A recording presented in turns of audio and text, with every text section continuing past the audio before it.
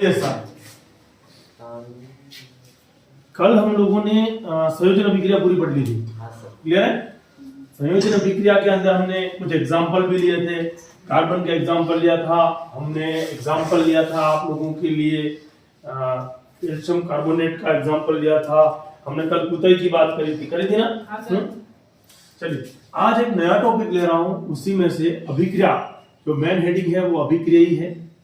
अभिक्रिया main heading वही है। इसी में हमने पहला पॉइंट जो पढ़ा था वो संयोजन पढ़ा था। क्या पढ़ा था बेटा? संयोजन, अभिक्रिया, अभिक्रिया। आज दूसरा पॉइंट मैं यहां से ले रहा हूं वो है वियोजन। वियोजन बात नहीं करनी है, वियोजन अभिक्रिया, वियोजन अभिक्रिया। दूसरा पॉइंट हमारे पास में कौन सा अभिक्रिया है? वियोजन अभिक्रिया। वियोजन अभिक्रिया, ठीक है। देखो वियोजन अभिक्रिया का क्या मतलब है? संयोजन में क्या हो रहा था, कोई भी चीज जुड़ रही थी, तो वियोजन में क्या हो जाएगी, कोई भी चीज टूट जाएगी।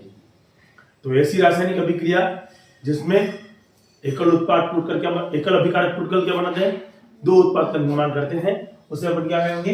वियोजन अभिक्रिया कहेंगे। देखो टूटता कब है? कोई भी रिश्ता कब टूटता है या कोई चीज कब टूटती है? जब आप क्या लगाते हो, उसको बल लगाते हो, है ना। आपकी बहुत अच्छी मित्रता है, अच्छी दोस्ती है किसी से, है ना।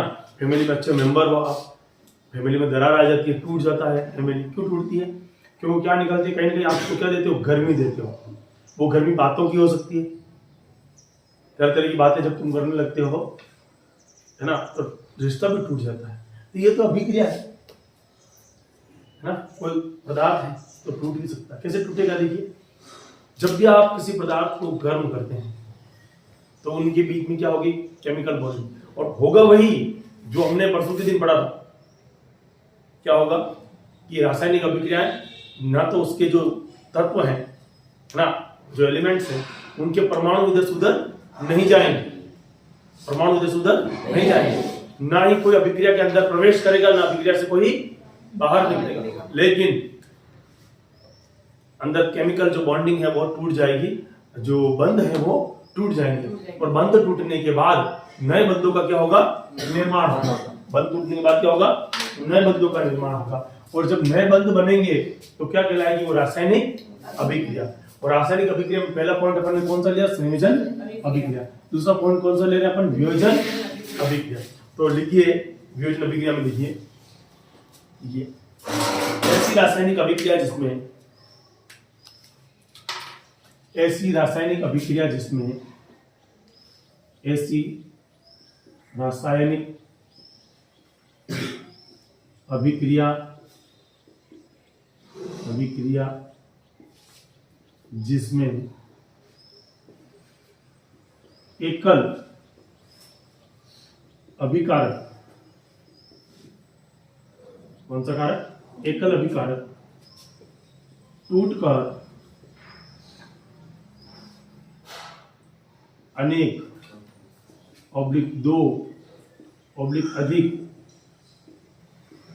छोटे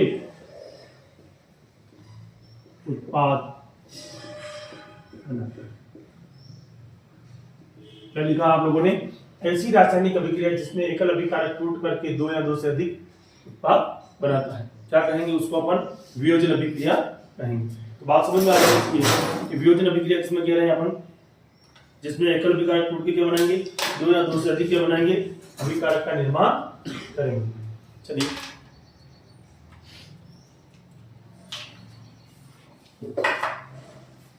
यानी कि अभिक्रिया कैसी होगी? अभिकारक कितना होगा? एक होगा, टूटेगा और क्या बन जाएगा? दो उत्पाद बन जाएंगे। एक एग्जांपल से इसको समझने की कोशिश करें। एक एग्जांपल लेते हैं, उससे समझने की कोशिश करें। मेरे पास में नाम सुना लगे तो बताना, नहीं लगे तो बताना। एग्जांपल ले रहा हूं मैं, FeSO4.7H2O। देखो बेटा, जब भी किसी के पीछे डॉट लगाकर H2O लिखा हुआ है मतलब उसमें पानी है ना। जब भी किसी में डॉट लगा हुआ क्या है? उसमें पानी है। और यहाँ पर भी देखो, ये पीछे डॉट लगा हुआ है और उसके बाद में क्या लिखा हुआ? 7H2।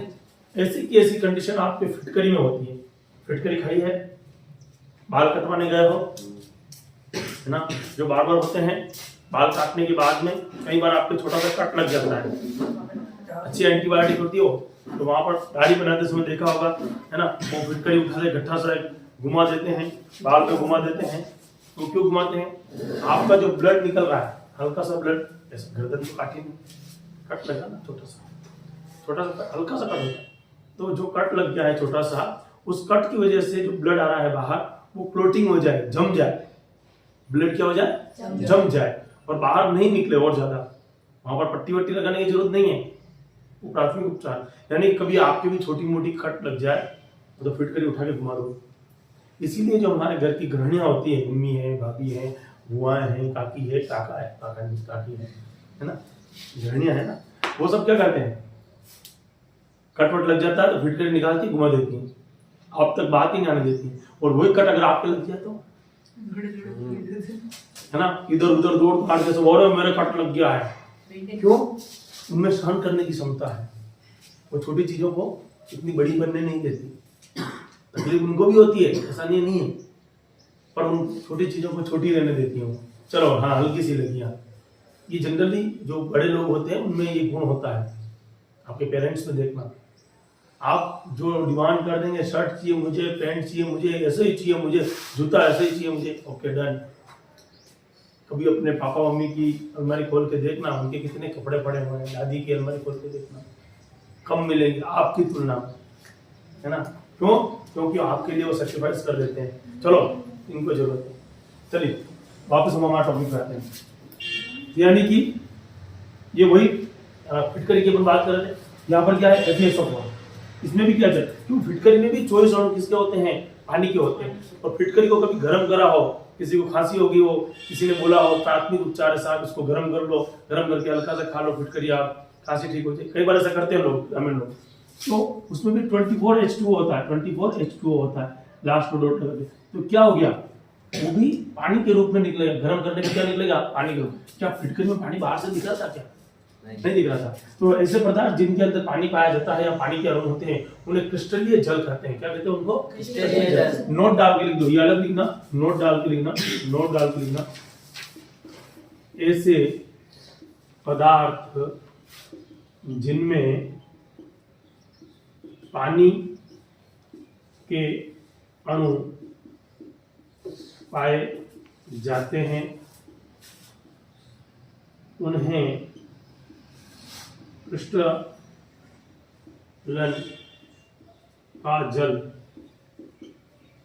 का जल कहते हैं। एक बार पूछा हुआ प्रश्न है बोर्ड में कि क्रिस्टलन का जल किसे कहते हैं। एग्जाम्पल लिखना, FeSO4.7H2O, फेरस सल्फेट के साथ में कौन है, पानी है। एग्जाम्पल लिखना, फिटकरी, एग्जाम्पल क्या लिखोगे, फिटकरी के अंदर जो आप गर्म करते हो क्या निकलता है, पानी निकलता है। नोट डाल के लिखना, ये टॉपिक से रिलेटेड था तो मैंने आपको बताया था।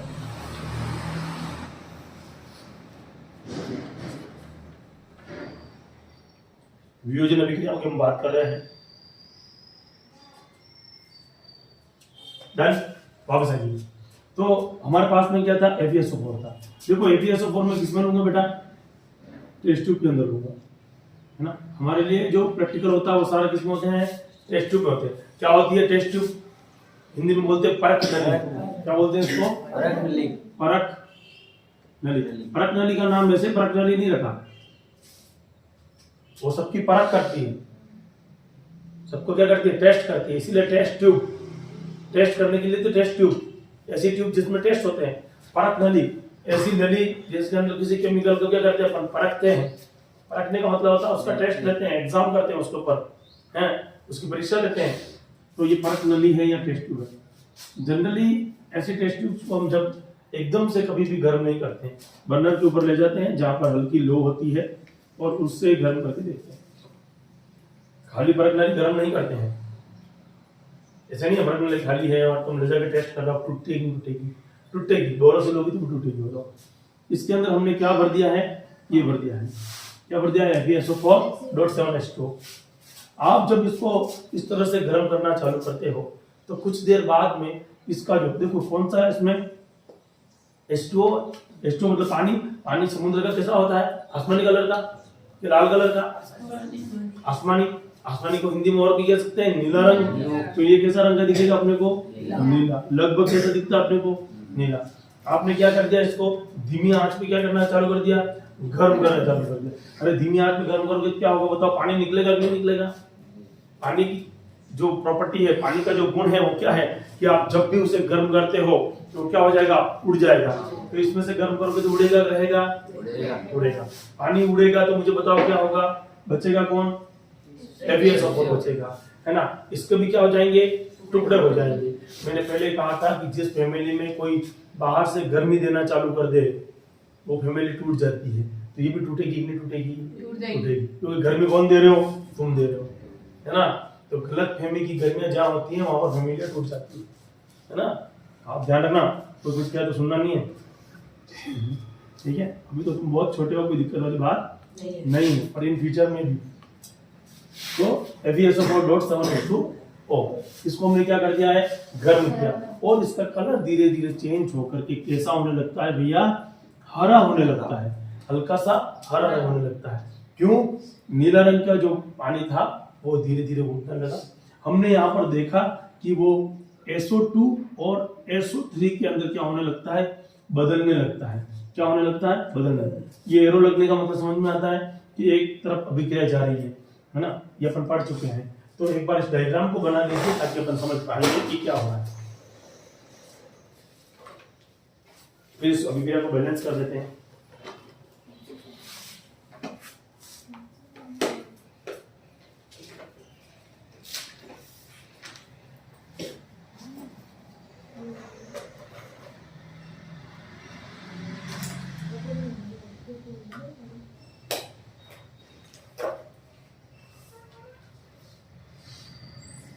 बना दिया, जल्दी बना लो, जल्दी बना लो।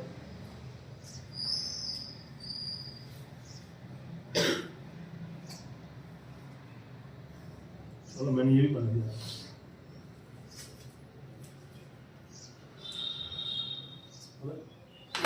जितने मैं मार्कर में इंक फिल कर,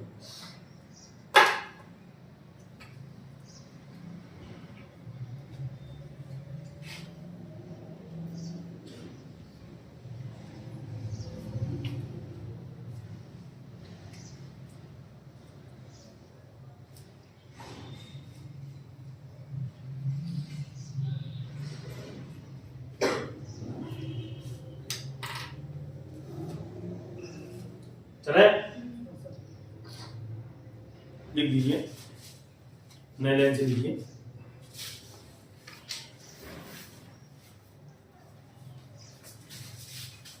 इसको थोड़ी अपनी भाषा में भी लिख लेते हैं।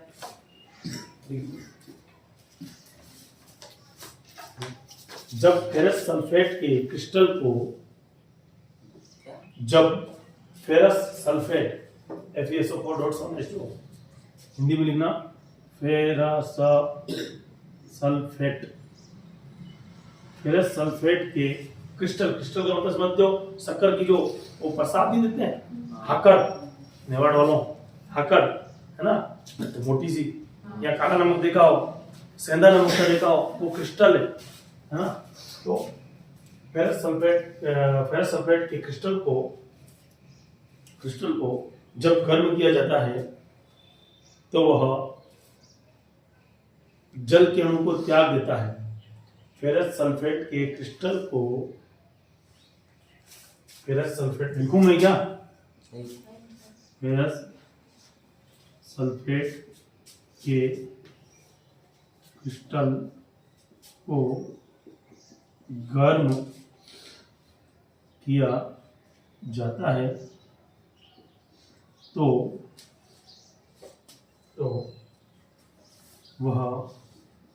जल के अणु को त्याग देता है, इससे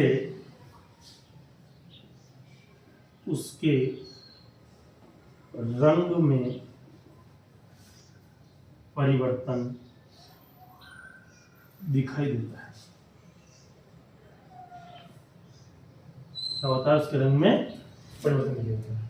यानी कि फेरस सल्फेट के क्रिस्टल को जब आप गर्म करते हो तो शुरू में क्या होगा, रंग चेंज होगा, रंग में क्या होगा, परिवर्तन होगा। हल्का नीला रंग था इसमें चेंज हो जाएगा, अब इसमें हो जाएगा हरे रंग में चेंज हो जाएगा। लिख देते हैं इसकी अभिक्रिया, लिख लेते हैं। ठीक है, अभिक्रिया लिखे, लिख लिया, मिटा दो। चलिए देखो अभिक्रिया लिख के देखते हैं क्या होता है वो पूरी अभिक्रिया, किस तरह से अभिक्रिया बनती है उसको समझते हैं। समझ में आया है, कोई दिक्कत? कौन सी अभिक्रिया की बात कर रहा हूं मैं? कल क्या पढ़ी थी? परसों क्या पढ़ा था? खाली अभिक्रिया। अभिक्रिया के बारे में प्रकार पढ़े थे, क्या टूटते हैं और क्या बनते हैं। अभिक्रिया में क्या टूटते हैं और क्या बनते हैं? अभिकारक टूटते हैं, बंध टूटते हैं, नए बंध क्या होते हैं, बनते हैं। अभी कौन सी अभिक्रिया पढ़ रहे हैं अपन? हाँ, FeSO4 फेरस सल्फेट।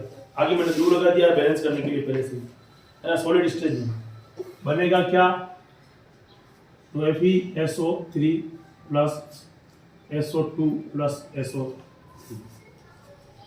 उतार लीजिए,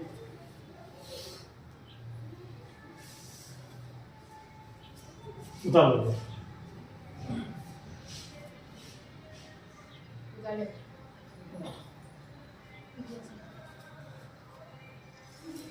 SO3 SO2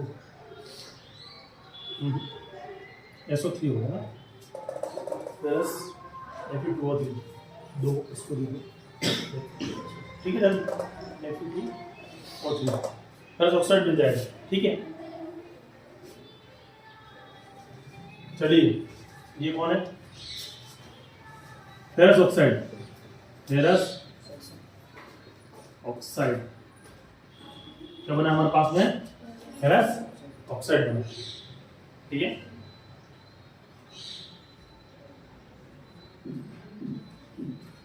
और इसके पीछे कितना ऑक्सीजन है, 2। कौन हो जाएगा ये, सल्फर, सल्फर डाइऑक्साइड। अरे कार्बन डाइऑक्साइड क्यों बोलते हो, ये CO2 में कार्बन क्या बोलते हो, कार्बन डाइऑक्साइड। कितने ऑक्साइड है, 2, इसलिए डाइऑक्साइड। तो बताओ इसका नाम कौन बताएगा, इसका क्या नाम बताओ। मैंने बोला है सल्फर डाइऑक्साइड है, ये क्या है, ये कौन सा सल्फर कौन सा ऑक्साइड है, कार्बन का सल्फर है भाई, ऐसे उनके घर भाई, ये भी सल्फर से भी सल्फर, तो ऐसे। तो कितने ऑक्सीजन कितने लग गए, 3। 3 को क्या बोलते हैं, 2 को डाई बोलते हैं, 3 को क्या बोलेंगे, ट्राई। अरे ऐसे क्या, सल्फर।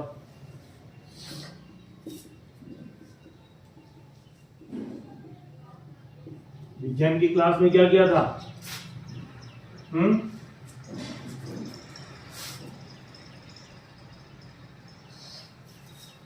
समझ में आ रही मेरी बात में। फेरस ऑक्साइड बना, उसके बाद में सल्फर डाइऑक्साइड बन गया, और उसके बाद में मैं कहूंगा कि सल्फर ट्राइऑक्साइड का निर्माण हो गया। बताओ कौन सी रासायनिक अभिक्रिया है, संयोजन है, वियोजन है, कैसे पता पड़ रहा है, वहां पर कितने हैं, अभिकारक कितना है, इधर अभिकारक होता है भैया, ये अभिकारक, अभिकर्मक भी बोलते हैं, अभिकारक है ना, रिएक्टेंट कितने हैं, 4। कहाँ 4 बताओ, 4 कहाँ है, 5 है। अरे यहाँ पर कितने दिख रहे हैं, FeSO4 कितना नजर आ रहे हैं, अकेला है कि साथ में और कुछ जुड़ा हुआ है। तो फेरस ऑक्साइड की अपन बात करें, फेरस ऑक्साइड बना, सल्फर डाइऑक्साइड बना, सल्फर ट्राइऑक्साइड बना। एकल उत्पाद टूट करके, एकल अभिकारक टूट करके छोटे छोटे उत्पाद का निर्माण करता है, उसे क्या कहते हैं, डर। कोई दिक्कत नहीं है, कोई समस्या नहीं। तो लिख लीजिए, ये लिखा थोड़ी था आपने, अपनी हिंदी में थोड़ी लिखा था, भाषा में नहीं लिखा ना, लिख लो, लिख लीजिए, नोट डालने डायरेक्ट लिखो आप। तो फेरस सल्फेट कि क्रिस्टल को गर्म करने पर, ये लिखा था फेरस सल्फेट के क्रिस्टल को गर्म करने पर जल को त्याग देता है ना। फिर उसके बाद क्या लिखा, ये लिखा त्याग देता है, रंग में परिवर्तन दिखाई देता है, रंग में परिवर्तन दिखाई देता है। और ये अभिक्रिया लिखती थी, हाँ लिख दी। अब लिखिए फेरस सल्फेट गर्म होकर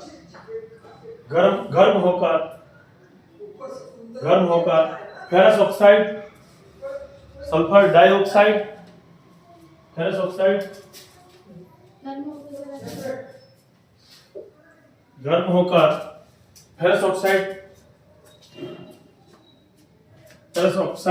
सल्फर डाइऑक्साइड और सल्फर ट्राइऑक्साइड में टूट जाता है, सल्फर ट्राइऑक्साइड में टूट जाता है।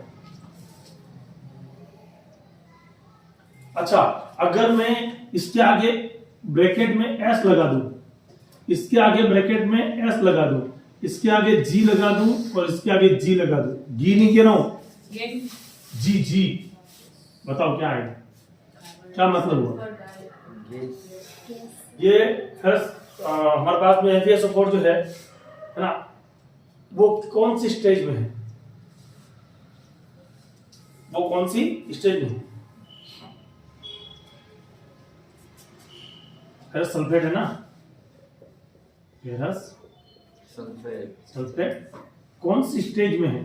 ठोस है, द्रव है, गैस है, सॉलिड है कि लिक्विड है कि एक्वेटिक है कि गैस है? ये नाम सुना हुआ है? ये जब मैंने आपको शुरुआत में पढ़ाया था, जो लोग नहीं आए हों उस बैच में सुन लो, वो बैच जब पढ़ा था हमने, चलो कोई दिक्कत नहीं। यहाँ पर एक नोट डाल के लिख लो, इस नोट को बंद कर देना, कोष्टक में डब्बा बना के बाद में बंद कर देना, अभी मत बंद करना, बाद में बंद करना, इंपॉर्टेंट पॉइंट है, लिख लो।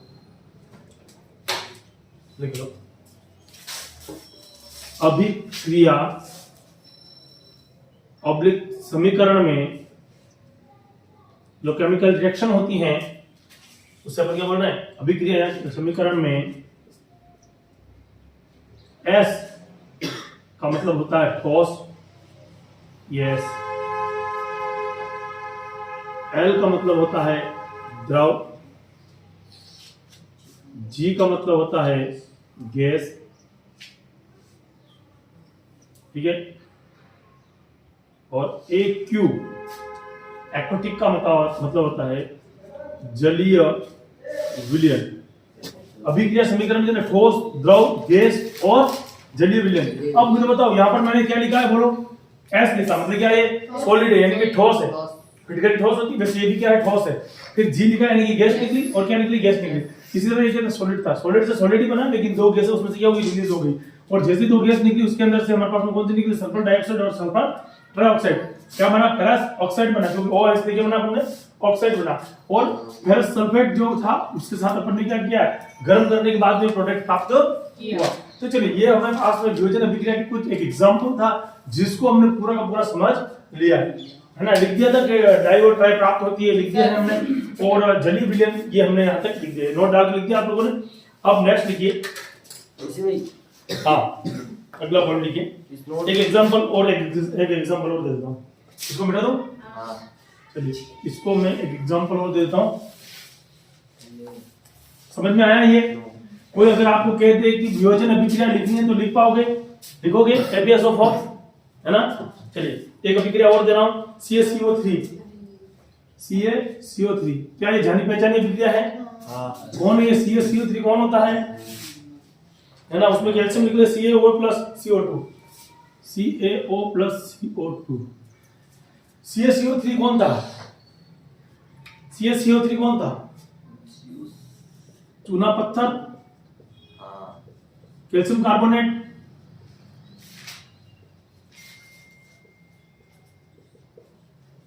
कैल्शियम कार्बोनेट, चूना पत्थर है, कैल्शियम कार्बोनेट दिखा, CaCO3 ये O है, ध्यान रखना, CaCO3 कैल्शियम कार्बोनेट, CaO बना। कल भी ऐसा कुछ हुआ था अभिक्रिया के अंदर, याद है? संयोजन अभिक्रिया के अंदर दो जोड़ने पर एक उत्पाद प्राप्त होता है। देखो ऐसा कुछ हो रहा है क्या? उल्टा कहीं पर ऐसा लिखा हुआ है कल की अभिक्रिया के अंदर क्या? CaO प्लस CO2 संयोजन अभिक्रिया, देखो संयोजन अभिक्रिया के अंदर लिखा है क्या? ऐसा क्या लिखा हुआ है क्या? CaO plus CO2 is equal to CaCO3। ऐसा कुछ बना क्या? उल्टा करोगे तो सीमेंट जैसा नहीं लग रहा है? इन दोनों को जोड़ने में ये नहीं आ रहा है? वैसा भी केमिस्ट्री है क्या ये? चलिए अब देखो इसको ध्यान से। अच्छा बताओ, मैं इसके आगे लिख रहा हूं सॉलिड के लिए S और ये G का मतलब तो कार्बन डाइऑक्साइड गैस बन के उड़ जाएगी। अच्छा ध्यान रखना, अगर कार्बन डाइऑक्साइड गैस के रूप में नहीं उड़े और सॉलिड फॉर्म में लिया उसको तो उसको शुष्क बर्फ कहते हैं। क्या कहते हैं उसको? शुष्क बर्फ। आगे जाके पढ़ेंगे अपन कि शुष्क बर्फ किसे कहते हैं, सूखा बर्फ किसे कहते हैं, शुष्क बर्फ किसे कहते हैं, तो CO2 को कहते हैं। और देखा होगा तुम लोगों ने विवाह शादियों में आजकल एक नया ट्रेंड चला है, जब दूल्हा दुल्हन आते हैं तो साइड के अंदर से मटकियों में से क्या निकलता है? धुआं निकलता है ना? एकदम ऐसे फीलिंग आती है जैसे स्वर्ग में अप्सराएं चल रही हो। आती है ऐसी फीलिंग आती है, नहीं लगता ऐसा? ऐसा लगता है। ये वो वही है, वो जो शुष्क बर्फ होता है ना, शुष्क बर्फ। हाँ उनकी शादी में हुआ था, समझ गए हम, इनकी शादी में हुआ होगा, अच्छी बात है। शुष्क बर्फ में क्या होता है? उसी तरह की गैस जब भी हवा के संपर्क में आएगा वो धुआं बनाएगा, हल्का सा फ्लेम निकलेगी उसमें से। तो देखिए हमने क्या किया, कैल्शियम कार्बोनेट को अपन ने जैसे उस हल्का सा हीट किया तो CaO + CO2 का निर्माण हुआ। तो इसमें लिख दीजिए, इसमें लिखिए कैल्शियम कार्बोनेट को गर्म करने पर, कैल्शियम कार्बोनेट हिंदी में लिखना चाहे तो लिख दीजिए कैल्शियम कार्बोनेट। कैल्शियम कार्बोनेट को गर्म करने पर, कैल्शियम कार्बोनेट को गर्म करने पर, कैल्शियम कार्बोनेट को गर्म करने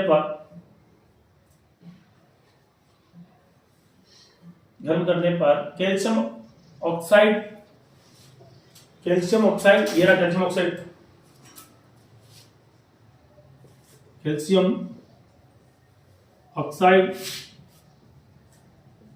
ऑक्साइड और कार्बन डाइऑक्साइड। डाई क्यों लगाया मैंने? बेटा? पता नहीं है आज उषा, डाई क्यों लगाया? अरे 2 ऑक्सीजन है ना, कार्बन डाइऑक्साइड। मतलब अगर मान लो कहीं पर ऐसा होता कि CO होता खाली, तो क्या होता? CO, ये सब नवी कक्षा की कमजोरी होता था। जब हम नवी में थे तब हमने पढ़े नहीं, जैसे अगर CO है तो ये मोनो है। क्या है ये? मोनो है ना। O2 लग गया तो कार्बन डाई लग गया। क्या लग गया बेटा? डाई। 3 लगता तो क्या लगता? ट्राई। फिर 4 होते तो क्या होता? ट्रेटा, है ना। ये हमने नहीं पढ़े आगे जाके, क्योंकि हम नवी ढंग से पढ़ी नहीं ना, उसमें तुम्हारा कोई दोष नहीं, और तुम मेरे पास आए नहीं तो मेरा भी कोई दोष नहीं, है ना। पढ़ने के लिए 4 पल कम नहीं थे, कभी तुम नहीं थे तो कभी ठीक है, कंप्लीट। अब इसको आपने लिखा, कैल्शियम कार्बोनेट को गर्म करने पर कैल्शियम ऑक्साइड और कार्बन डाइऑक्साइड का निर्माण होता है। नेक्स्ट लिखिए, नोट डाल लिखना, ऐसे लिख देना, यह अभिक्रिया औद्योगिक स्तर पर होती है। हाँ डायरेक्ट लिख दो बोले, यह अभिक्रिया औद्योगिक स्तर पर होती है। कौन से उद्योग में होती होगी ऐसी अभिक्रिया? जहां पर चूना पत्थर उपयोग में लाते हैं। चूना पत्थर का उपयोग कौन से उद्योग में होता होगा? चूना पत्थर का उपयोग कौन से उद्योग में होता होगा? अच्छा बताओ, पुराने जमाने में चूने से क्या बनाते थे? मकान बनाते थे। सीमेंट की जगह चूना यूज होता था। अब सप्लीमेंट्री कौन हो गया? चूना हो गया या सीमेंट हो गया। तो उसका उपयोग कहाँ करेंगे अपन बताओ? दीवारों में। तो सीमेंट बनाने में उद्योग में उपयोग होता होगा। इसका उपयोग उद्योग कौन सा होता है? उद्योग में होता है। लिख देना, नोट पॉइंट एरो करके लिखना, विशेष सीमेंट उद्योग में, विशेष सीमेंट उद्योग में, विशेष कौन सा उद्योग में? सीमेंट उद्योग में। ट्वाइस PbNO3 है ना, O2, PbN3O2। Pb का मतलब क्या होता है? Pb का मतलब क्या होता है? लेड, ध्यान रखना। और NO3 का मतलब क्या होता है? नाइट्रेट। ये क्या है? तो Pb पीबी का मतलब क्या हो गया? Lead nitrate, lead nitrate. PbNO3 का मतलब क्या हो गया? Lead nitrate, lead nitrate PbNO3, lead nitrate था हमारे पास में, उसको हमने हल्का सा क्या किया? गर्म किया। लेड नाइट्रेट को हल्का सा क्या किया हमने? गर्म किया। अरे भैया किसी भी चीज को गर्म करोगे क्या होगा? टूटेगा। क्या होगा? टूटेगा। और जब कोई चीज टूटती है दर्द होता है। जब कोई चीज टूटेगी तो दो तीन टुकड़े होंगे। बोल ही नहीं रहे हो तुम तो, बिल्कुल शांत हो गए, है ना? डर गए क्या? ऐसा तो नहीं लग रहा है क्या फंस गए, केमिस्ट्री आ गई ना अब इसमें? ये साइंस है साहब, है ना? इसको बड़े प्यार से पढ़ो आप। पहले मैथमेटिक्स ऐसी लगती थी कि लगती थी? मैथमेटिक्स की क्लास में कैसा लगता था? भयंकर सा। जब शुरू में तुम आए थे तुमको ऐसा लगता था कि हम मैथमेटिक्स पढ़ रहे हैं, है ना? क्या होगा ये? क्योंकि हमारा 8वीं का क्लियर था, 9वीं में हमने बिल्कुल इस 2 साल हमने कोविड में गुजारे हैं। उसके बाद में 10वीं देख करके हमको जग सुना सुना लगा था ना, है? और फिर जब आप लोगों ने साइन 10 वाली पढ़ी, है ना?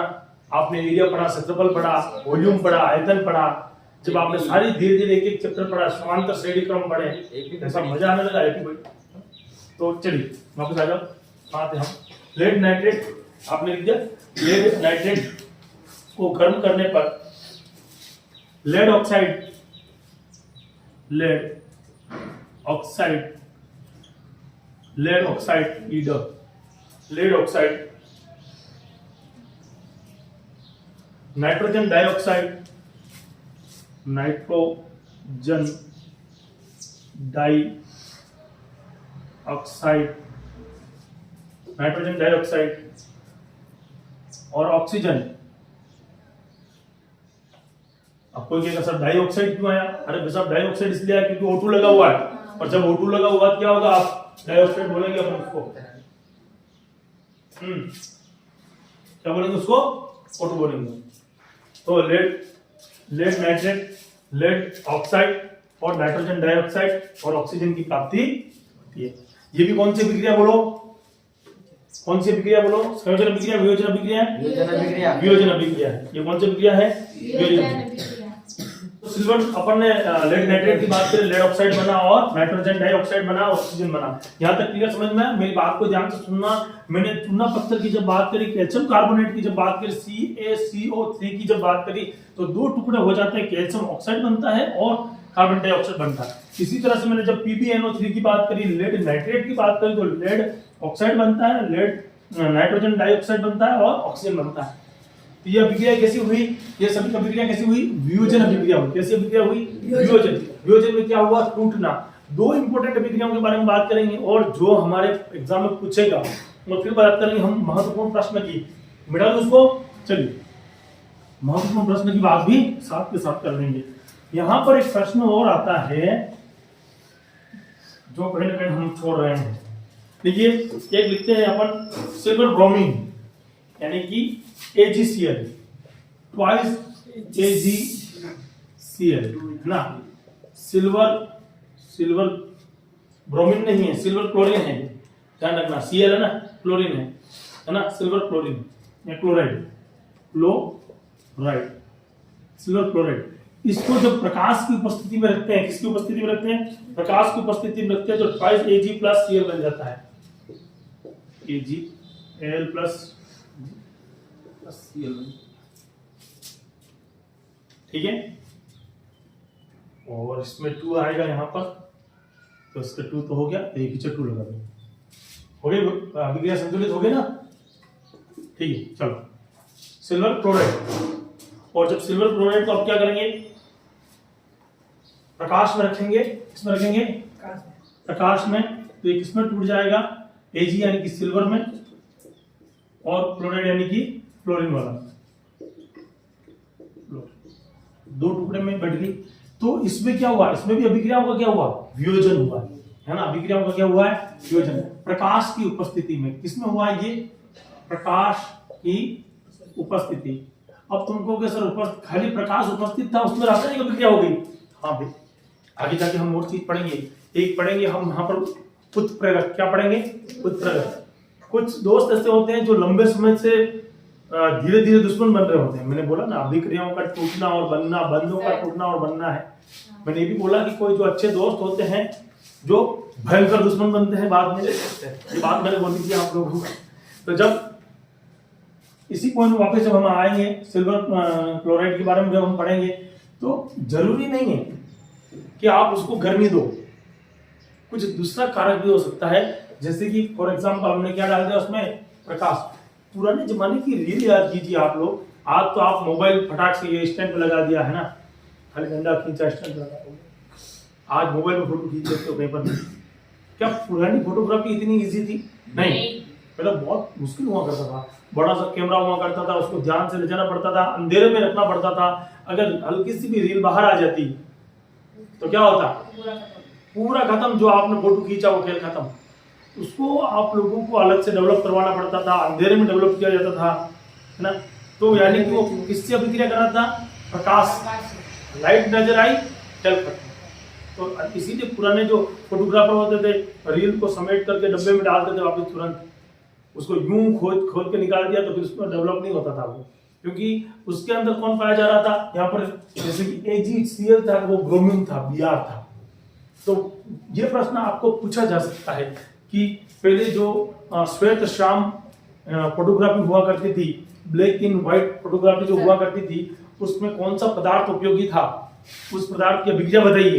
तो कई बार उसके बारे में प्रश्न पूछा जा सकता था। तो सिल्वर क्लोराइड की अगर हम बात करें तो सिल्वर प्लस क्लोरीन के अंदर वो क्या हो जाएगा? टूट जाएगा। इसी तरह लिखिए AgBr, ट्वाइस AgBr, ठीक है ना। ये हो गया ट्वाइस AgBr। इसका हमने क्या किया? सूर्य के प्रकाश में रख दिया हमने, तो Ag प्लस Br बन जाएगा। तो सूर्य के प्रकाश में रखेंगे तो Ag प्लस Br। अब इसको अपन संतुलित कर लेते हैं। आगे 2 लगाया है मैंने, तो इसके आगे अपन 2 लगा देंगे और इसका आगे 2 लगा देंगे, है ना। क्या है? सूर्य का प्रकाश, है ना, सूर्य का प्रकाश। अगर आपने सूर्य के प्रकाश में इसको रख दिया तो क्या होगा? ये 2 भागों में टूट जाएगा। यानी कि जहां पर भी AgBr है उसको ढक के रखना पड़ता है। जब आप 11th-12th में केमिस्ट्री पढ़ोगे, जाओगे आगे, साइंस ही लोगे ना। हाँ सर। मुझसे पढ़ रहे तो साइंस तो लेनी पड़ेगी अब, हाँ सर। है ना। आर्ट्स में चले जाओगे? सर साइंस लेंगे। गुड, लेना। मैंने भी साइंस लेने के बाद में जब MSc करी, मास्टर डिग्री करी, उसके बाद में फिर मैंने MA पॉलिटिकल में मैंने MA करी, है ना। और हिस्ट्री में मैंने MA करी, क्योंकि पढ़ना था कुछ ना कुछ और। तो आप लोग भी और आगे पढ़ना, वो अलग बात है, लेकिन साइंस लेना अच्छी चीज है। मैं तो ट्वाइस AgBr, ताकि मेरा काम धंधा भी चलता रहे। हाँ, फर्क तो पड़ेगा भाई। ट्वाइस AgBr, सूर्य का प्रकाश जब अपन डालेंगे तो क्या बनेगा? Ag प्लस Br, है ना। ये हमारे पास रिएक्शन हुई। तो पुराने जमाने में जब वो कैमरा फोटोग्राफर जो हुआ करते थे, उनके पास में यही हुआ करता था कैमरा, और ये कैमरा वो बहुत ध्यान से रखा करते थे। आज की तरह नहीं है कहीं भी फोटो, सूरज के फोटो खींच रहे हैं, है ना, फिर उसको कोई रील वील नहीं है अंदर, है ना, व्हाट्सएप पे शेयर कर रहे हैं। उस जमाने में नहीं हुआ करता था ये सब कुछ काम। तो ये हमारे पास में होगी। अब हमारे पास में और कोई रिएक्शन बची नहीं है, तो अब हम क्या करेंगे? वियोजन अभिक्रिया के बारे में पूरा का पूरा क्वेश्चंस लिख लेंगे, प्रश्न लिख लेंगे। तो लिखिए महत्वपूर्ण प्रश्न। महत्वपूर्ण प्रश्न।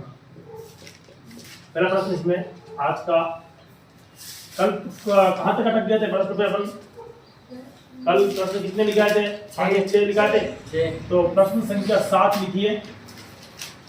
प्रश्न संख्या 7 लिखिए। वियोजन अभिक्रिया को उदाहरण सहित समझाइए। बड़ा प्रश्न आ गया तो ये आएगा। वियोजन अभिक्रिया को उदाहरण सहित समझाइए। वियोजन अभिक्रिया को उदाहरण सहित समझाइए। वियोजन अभिक्रिया को उदाहरण सहित समझाइए। वियोजन अभिक्रिया को उदाहरण सहित समझाइए। लिख दिया? नेक्स्ट लिखिए। ऊष्मीय वियोजन किसे कहते हैं? ऊष्मीय वियोजन किसे कहते हैं? ऊष्मीय वियोजन किसे कहते हैं? ये मैंने तुम्हें समझ लगता है ऊष्मीय वियोजन नहीं पढ़ाया हो, जैसे 8 प्रश्न नहीं पढ़ा दिया मैंने, पर तुम्हें समझ में नहीं आया होगा। ऊष्मीय वियोजन वापस बताऊंगा। ऊष्मीय वियोजन किसे कहते हैं? किसे कहते हैं? ऊष्मीय वियोजन किसे कहते हैं? आंसर लिख ही लो लगे हाथ, आंसर लिख लो, आंसर लिख लो।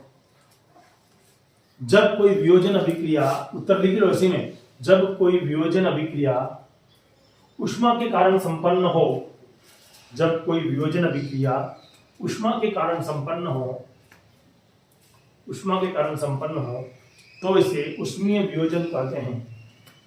जब कोई वियोजन अभिक्रिया, वियोजन अभिक्रिया हाँ ऊष्मा के कारण हो, किसके कारण हो? ऊष्मा के कारण, उसे वियोजन अभिक्रिया कहते हैं। बिल्कुल उसे वियोजन अभिक्रिया। लकी समझ में आया? सर कौन सा ऐसा एग्जांपल था जो ऊष्मा के कारण होता? वही CaCO3 CaO प्लस CO2, याद आ रहा है क्या? कैल्शियम कार्बोनेट वाला CaCO3 लिख दो, एग्जांपल लिख दो, लिख दो, लिख दो, लिख दो। अच्छा CaCO3 कहां पर काम आ रहा था? कौन से उद्योग में काम कर रहा था? सीमेंट उद्योग। तो लिख दीजिए है प्रश्न, प्रश्न संख्या 9, प्रश्न संख्या 9। सीमेंट उद्योग में, सीमेंट उद्योग में, सीमेंट उद्योग में किस अभिक्रिया का उपयोग होता है? सीमेंट उद्योग में किस अभिक्रिया का उपयोग होता है? किस अभिक्रिया का उपयोग होता है?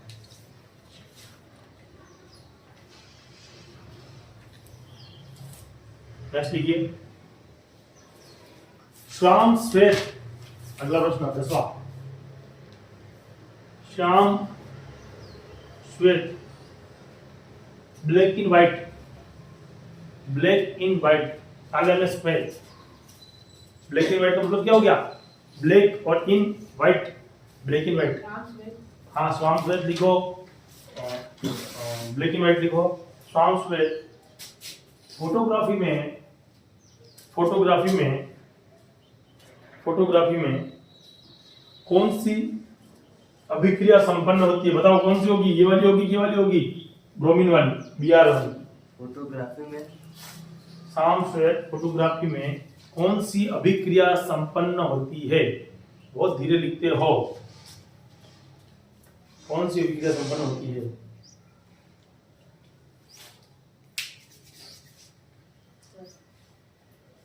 ठीक है,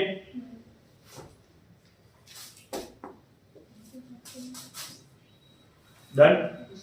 यहां पर जब अपन पढ़ेंगे, जैसे हमने क्या पढ़ लिया? संयोजन अभिक्रिया पढ़ ली, वियोजन अभिक्रिया पढ़ ली।